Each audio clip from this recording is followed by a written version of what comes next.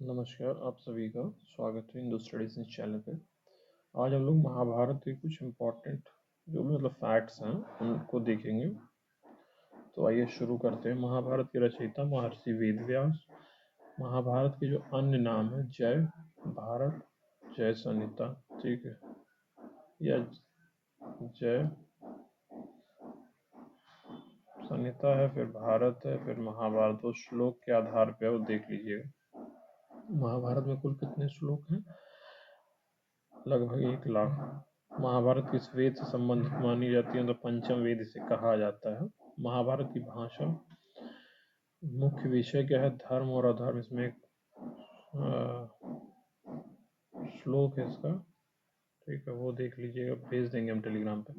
महाभारत का प्रथम श्रोता कौन था? राजा जन्मेजय। प्रथम कथावाचक कौन थे? वैशंपायन। महाभारत में प्रमुख वंश कौन सा है जिसके बारे में चर्चा हुई है? वह है कुरुवंश। केंद्रीय युद्ध कौन सा इसमें हुआ है? तो वह कुरुक्षेत्र।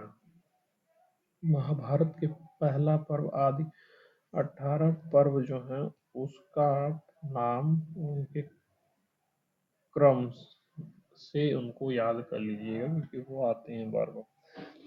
सभा पर्व में कौन सी प्रमुख घटना है? द्रौपदी चीरहरण। ऐसे ही सभी पर्व की कुछ प्रमुख घटनाओं को भी ध्यान में रखिएगा। वन पर्व को और किस नाम से जाना जाता है? हरण्यक पर्व। विराट पर्व में पांडव कहाँ रहते हैं? विराट नगर में। उद्योग पर्व का मुख्य विषय क्या है? युद्ध से पूर्व प्रयास। इसी में आपको विदुर नीति मिलती है। ये बार बार क्वेश्चन पूछा था, विदुर नीति किस पर्व के अंतर्गत आती है? भीष्म पर्व में क्या वर्णित है? युद्ध का आरंभ और गीता का उपदेश। द्रोण पर्व किससे संबंधित है? द्रोणाचार्य से, क्योंकि वह सेनापति उसके रहते हैं। कर्ण पर्व का केंद्र कर्ण है। ऐसे ही जितने पर्व हैं उनके सेनापति के जो बने हैं उन्हीं के नाम पर महाभारत में जो पर्व हैं उसके बारे में बताया गया, ठीक है। फिर उसके बाद है आपका सौप्तिक पर्व है।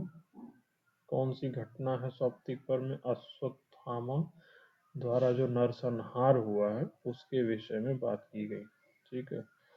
फिर स्त्री पर्व किससे संबंधित है? युद्ध के बाद जो शोक हो रहा है, विलाप हो रहा है, उससे संबंधित। फिर अनुशासन पर्व का विषय दान, और वो आप कथा से ही संबंधित, बस आप पर्व को ही विशेषता ध्यान रखिए,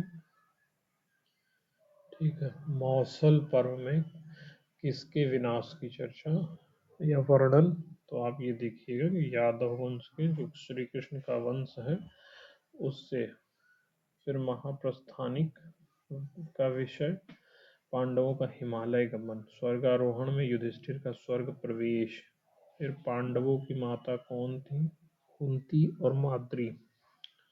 कौरवों की माता गांधारी। भीष्म का वास्तविक नाम देवव्रत। द्रोणाचार्य किसके गुरु थे? कौरव और पांडव दोनों के। कर्ण सूर्य देवता के पुत्र कहे जाते हैं, माने जाते हैं। द्रौपदी के पिता राजा द्रुपद। अभिमन्यु किसका पुत्र था? अर्जुन और सुभद्रा। घटोत्कच किसका पुत्र था? भीम और हिडिंबा। युधिष्ठिर किस देव के अंश थे? धर्मराज। भीम किस देव के अंश थे? वायु।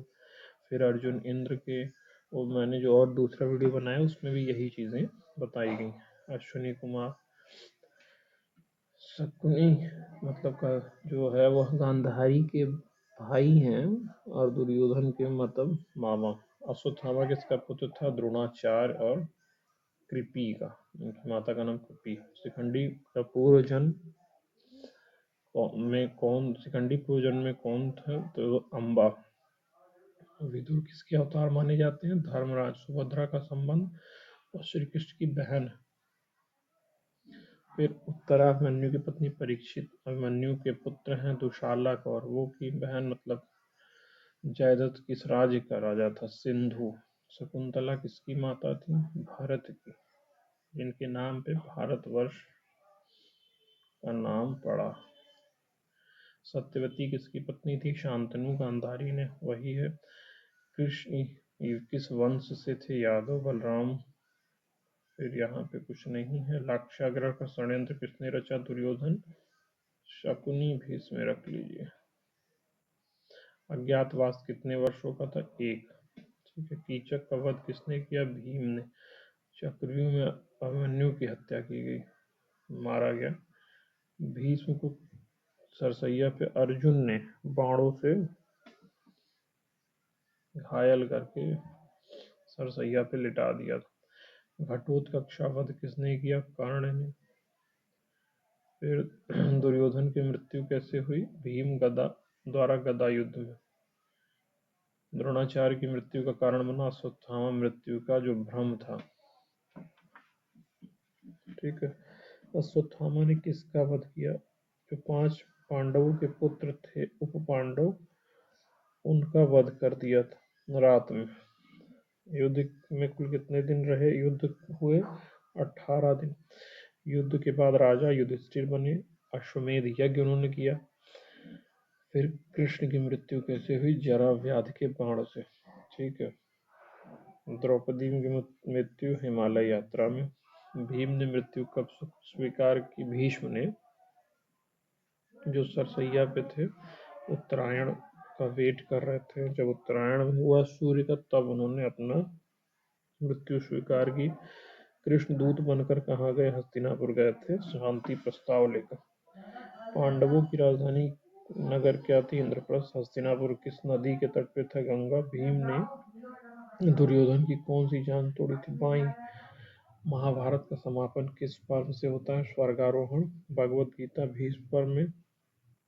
गीता में कुल 18 अध्याय, 700 श्लोक।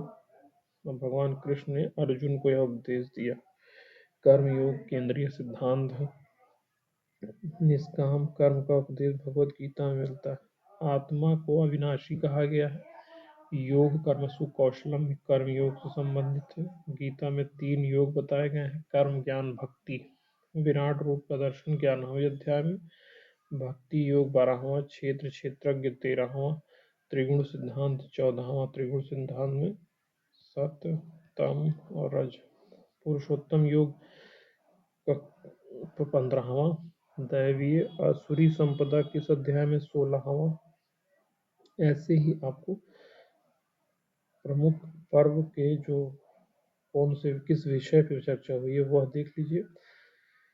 ठीक है। गीता का दार्शनिक आधार है उपनिषदिक, लेकिन दार्शनिक आधार उपनिषद है क्योंकि फिलोसॉफिकल एक्सपर्ट। लेकिन दर्शन कौन सा है? तो सांख्य दर्शन। ठीक है।